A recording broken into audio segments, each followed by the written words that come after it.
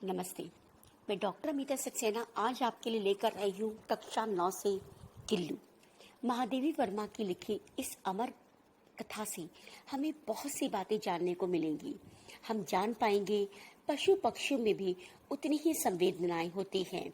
संवेदनाएं मतलब क्रोध, संवेदनाएं मतलब प्रेम, संवेदनाएं मतलब दूसरों को अपनी तरफ आकर्षित करना, संवेदनाएं लगाव। जो हम सब में गुण है इंसानियत का, वो पशु पक्षियों में भी समान भाव से होता है। अगर हम पशु पक्षियों को प्रेम करें, वे हमारा उतना ही अच्छी तरह ध्यान रख सकते हैं जैसे हमारे परिवार के अपने सदस्य। कहानी शुरू होती है जब महादेवी वर्मा अपने घर के बाहर सोन जूही में एक पीली कली को देखती हैं। उस कली को देखकर महादेवी वर्मा को कुछ भूली बिसरी याद आ जाती है। महादेवी वर्मा को याद आती है कि इसी हरी डालियों के आगे पीछे, इसी पेड़ के पत्तों में छिपकर एक नन्हा शैतान जीव उन्हें चौंका देता था। जैसे हम धप्पा धप्पा खेलते हैं, हाइड एंड सीक खेलते हैं, इसी तरह से वो छोटा सा जानवर उन्हीं पत्तों के पीछे छिपकर महादेवी वर्मा को डरा दिया करता था।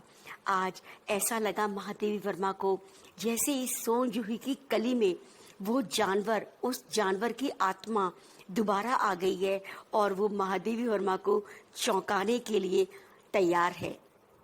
इस कली में उन्हें गिल्लू दिखाई दिया। जानते हैं गिल्लू। महादेवी वर्मा को याद आया, क्यों क्यों ये सोन जूही का फूल गिल्लू हो सकता है। हाँ, मैंने गिल्लू को इसी पेड़ के नीचे मिट्टी में दबाया था और मिट्टी में दबने के बाद वो हो सकता है इसी फूल के रूप में जन्म पा गया हो ताकि मेरे समीप रह सके, मुझे हर रोज चौंका सके। 2 साल पहले की बात है। एक दिन 2 गमलों के बीच में एक छोटा सा प्राणी पड़ा था और 2 कौवे उसे खाना चाहते थे। कौवा कितना अजीब सा प्राणी है, समादरित और अनादरित। एक तरफ हम अपमान करते, ए चल तेरी कौवे की काव काव बंद करना।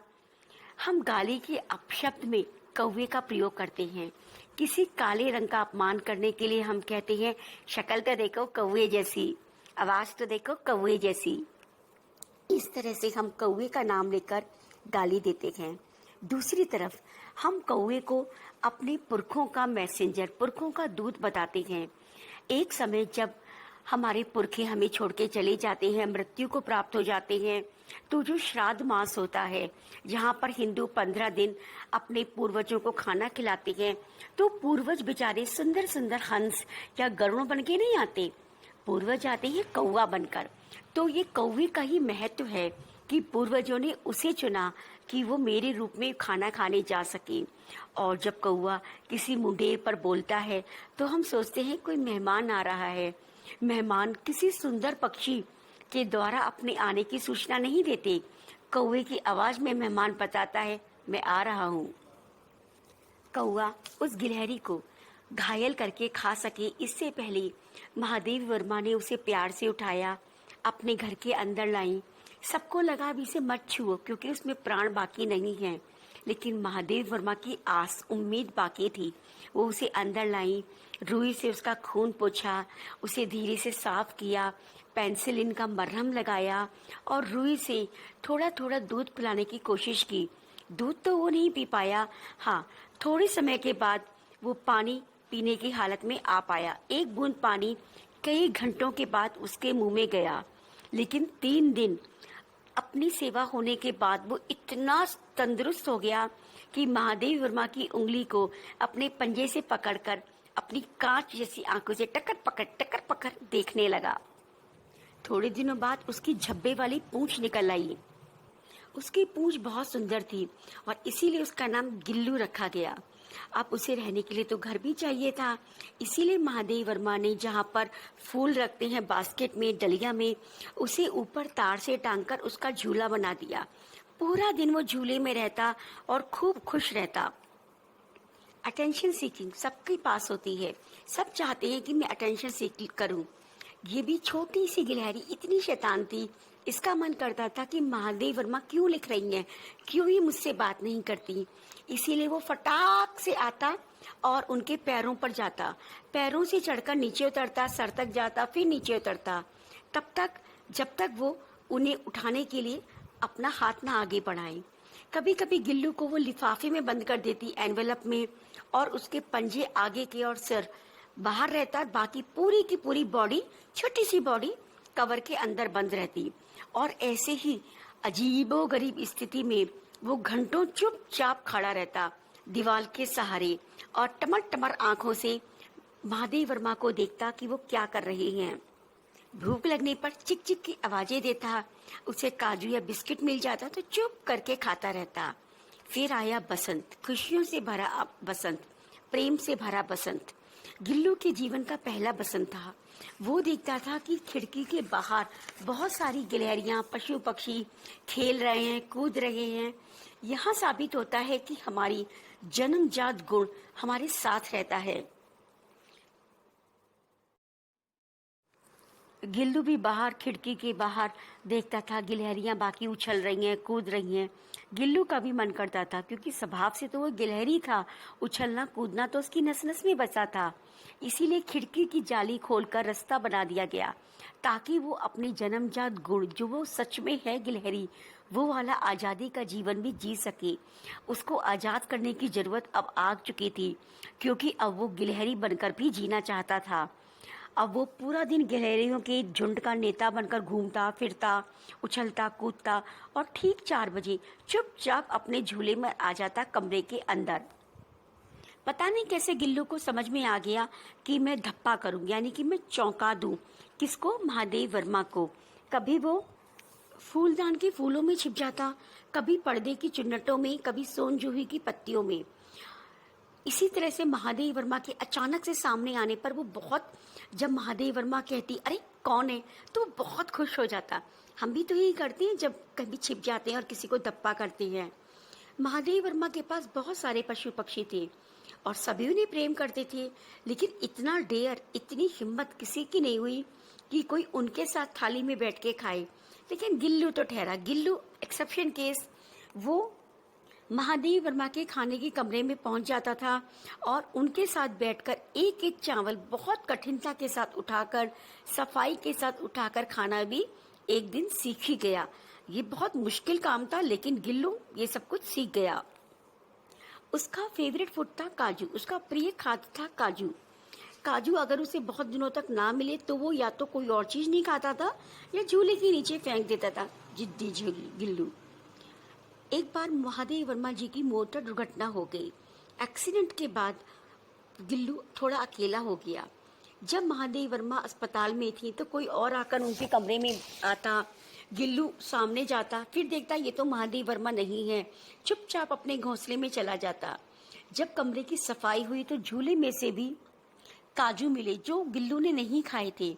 ये छोटी सी घटना बताती है गिल्लू कितना प्यार करता था महादेव वर्मा को, और एक छोटे से पशु में भी कितनी भावना होती है, कितनी लगाव होती है। हम किसी के प्यार में कुछ खाना पीना छोड़ देते हैं, लेकिन एक छोटा सा जानवर कैसे समझ पाया कि महादेव वर्मा नहीं है, इसीलिए मैं अपनी प्रिय चीज ना खाऊं। ये है इंसान और पशुओं के प्रेम का अति उत्तम उदाहरण। जब महादेव वर्मा अस्पताल से वापस आई तो उसने परिचारिका की भूमिका निभाई, जैसे कोई हमारा अपना, हमारा ध्यान रखने वाला नर्स की तरह काम करने लगता है। हम बीमार पड़ जाते हैं, हमारी मम्मी हमारे बालों पर हाथ फेरती हैं, हमारे माथे पर हाथ फेरती हैं, हमें अच्छा लगता है। हमारे घर का कोई भी सदस्य बीमार पड़ जाए, हम उसका ध्यान रखते हैं। बिल्कुल इसी तरह से गिलहरी अपनी छोटे छोटे पंजों से महादेव वर्मा के सिरहाने, यानी कि उनके तकिया के ऊपर बैठकर उनके बालों में हाथ फेरती थी। वैसे वो छोटा सा पशु था, लेकिन महादेव वर्मा को बिल्कुल वही फीलिंग होती थी, वैसा ही लगता था जैसे कि कोई उनका अपना परिचारिका की भूमिका अदा कर रहा हो, यानी कि एक इंसान अपनेपन से दूसरे इंसान की मदद कर रहा हो। यहाँ भी एक बार फिर साबित होता है, पशु भी इंसान से कम नहीं होते। प्रेम ही प्रेम का प्रतिदान होता है। दोपहर में जब महादेव वर्मा काम करती थी तो गिल्लू ना बाहर जाता था, ना झूले पे बैठता था। गर्मी तो बहुत थी, बेचारा क्या करता। तो उसने काम किया कि जो सुराही होती है, जहाँ हम ठंडा पानी रखते हैं, घड़ा, पहले फ्रिज नहीं होते थे तो घड़ा या सुराही रखी जाती थी, उसके ऊपर चिपक के बैठ जाता था ताकि उसके शरीर को ठंडक मिलती रहे। कभी कभी आप भी करते होंगे ना, बहुत गर्मी हो, लाइट ना आ रही हो, तो फ्रिज खोलकर थोड़ी देर हाथ अपना फ्रिज में रख देते हैं ताकि ठंडक महसूस हो। गिलहरी का जीवन 2 साल से ज़्यादा नहीं होता और गिल्लू का जीवन यात्रा का अंत आ गया। ना उसने कुछ खाया, ना उसने कुछ पिया। जीवन के अंतिम सफर में, जीवन के अंतिम पलों में उसे याद आई महादेवी वर्मा की, जो उसकी जन्मदाता नहीं थी लेकिन जीवन दात्री जरूर थी। वो झूले पे से उतरकर महादेवी वर्मा के पास आ गया। जब उसने अपने ठंडे पंजों से महादेवी वर्मा जी की उंगली पकड़ी, बिल्कुल वही दशा थी। वो उतना ही असहाय था जितना बचपन में, जब वो महादेवी वर्मा जी को पहली बार मिला था। कौवे के काटने से वो अधमरा हो चुका था, मौत का इंतजार कर रहा था, जीवन खतरे में था। बिल्कुल उसी हालत में इस समय गिल्लू था। महादेवी वर्मा का दिल धक धक करने लगा।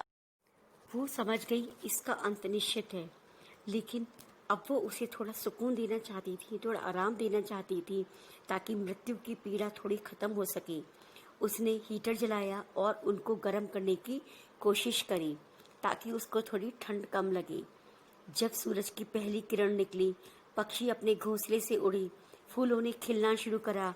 ठीक उसी समय गिल्लू किसी और जीवन में जाने के लिए, किसी और घर में, किसी और प्रकार से जन्म देने के लिए इस जीवन में गहरी नींद में सो गया। उसका झूला उतार के रख दिया, खिड़की की जाली बंद कर दी और गिलहरियों की नई पीढ़ी, नई जनरेशन अभी भी जाली के बाहर चिक चिक करती है। सोन जूही पर बसंत अभी भी आता है।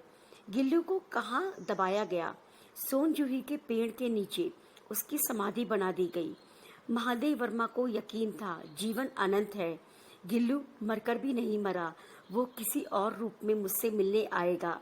और आज सोन जूही की पीली फूल को देखकर, कली को देखकर महादेवी वर्मा को ये एहसास और गहरा हो गया कि ये मेरा गिल्लू ही है, क्योंकि ना वो मुझे भूल पाया और ना मैं उसे भूल पाई।